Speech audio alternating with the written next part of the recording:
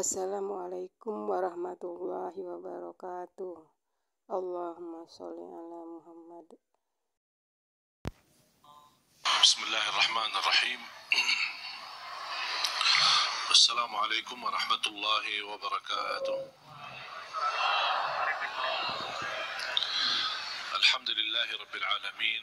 Wa ashhadu an la ilaha illallah wahdahu la sharika lahu waliyus salihin.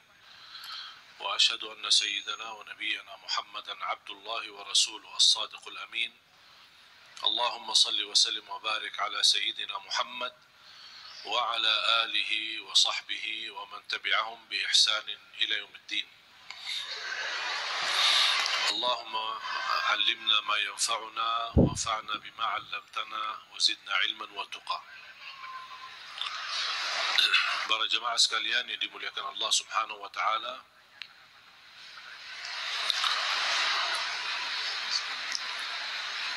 begitu luar biasa kemuliaan Al-Quran untuk kita. Kita terpilih menjadi umat Nabi Muhammad sallallahu alaihi wasallam, menjadi ummatul Quran. Quran yang abadi, Quran yang suci. Dijamin tidak ada celah di dalamnya, tidak ada kesalahan, tidak ada kebatilan. Bahkan dalam lindungan Allah Subhanahu wa taala, dari bentuk makna, arti, isinya, tulisannya, halam-halamannya, dan semua dilindungi oleh Allah Subhanahu wa taala. Sebagaimana janji Allah, inna nahnu nazzalna dzikra wa inna lahu lahafizun. Kami telah menurunkan Al-Quran dan kamilah yang menjaganya. Termasuk terjaga ahlul Quran. Bukan hanya Al-Quran sendiri yang terjaga, tetapi ahlul Quran pun dijaga oleh Allah Subhanahu wa taala.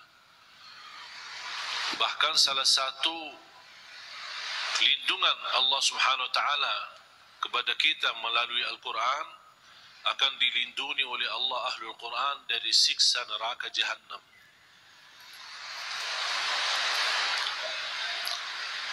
Artinya, kalau ada seorang ahlul Quran tapi masih berlaku dosa maksiat,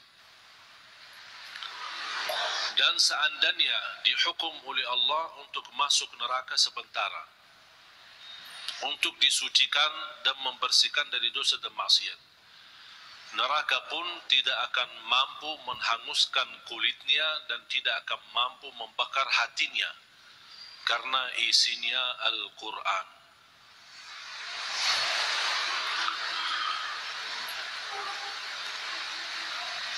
Banyak kelebihan Al-Quran untuk kita. Surah yang paling agung di dalam Al-Quran suratul Fatihah. Ayat yang paling agung di dalam Al-Quran ayat Al-Kursi. Suratul Fatihah, kalau boleh saya artikan dialog sama Allah, berdialog dengan Allah. Setiap satu ayat kita baca, Allah jawab kita. Makanya disunnahkan kalau kita baca suratul Fatihah, jangan disambungkan ayatnya. Setiap ayat berhenti. Sebagaimana dijelaskan oleh Siti Aisyah radhiyallahu anha, kana Rasulullah SAW idza qara'a al-Fatihah kana yufassiruha tafsira. Ketika Rasulullah SAW membaca suratul Fatihah, seperti dia mentafsirkan suratul Fatihah. Saking pelan-pelan dan bertahap-tahap membaca ayat-ayatnya suratul Fatihah. Menunjukkan beradab sama Allah Subhanahu wa taala.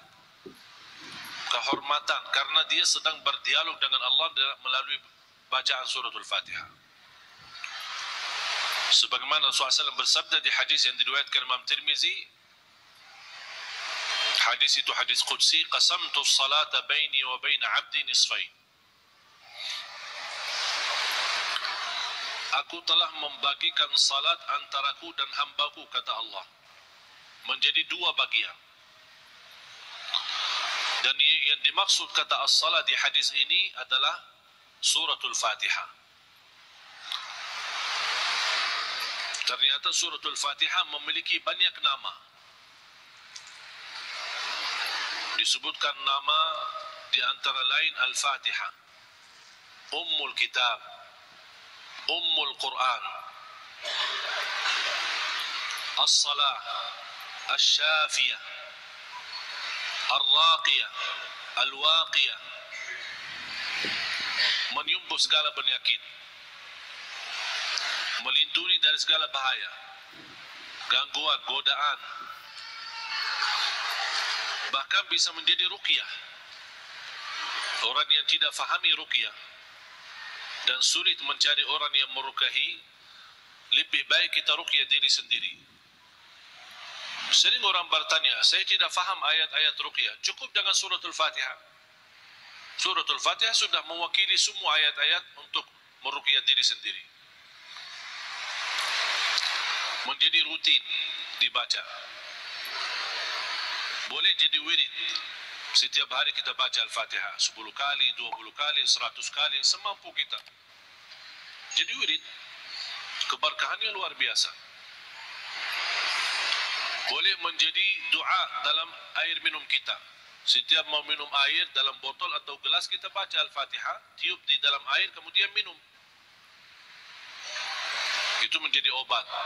Biasakan anak-anak kita minum air yang sudah dibacakan dalamnya suratul Fatihah. Jangan menunggu kiai, ustaz, habib datang untuk membacakan Al-Fatihah dalam air. Kita sendiri belajar. Baca 3 kali boleh, 1 kali boleh, 7 kali boleh. Habis itu tiup dalam air, boleh 3 kali. Kemudian silahkan minum. Kasih kepada anak-anak kita.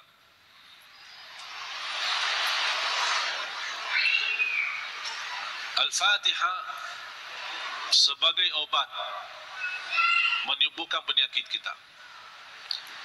Ada yang merasa gesak di hati, merasa stres kepalanya, boleh taruh tangan yang kanan di atas kepala dan baca Al-Fatihah. Di atas dada kita baca Al-Fatihah. Itu sungguh subhanallah. Al-Quran sebenarnya seluruh isi Al-Quran itu obat. Qul huwa lilladzina amanu hudan wa shifa.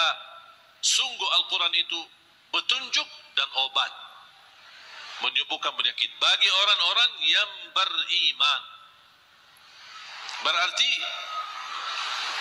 Al-Quran menyembuh penyakit hanya berlaku bagi orang yang beriman. Yang tidak beriman tidak berlaku.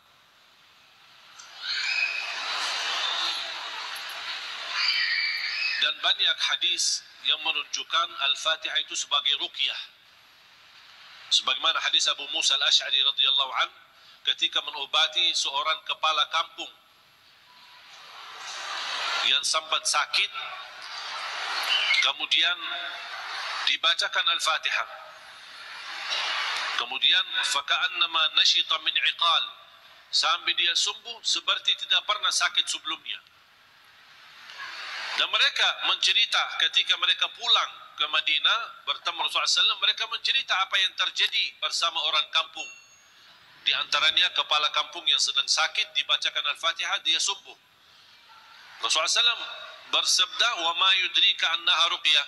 Dari mana wahai Abu Musa kamu tahu itu ruqyah?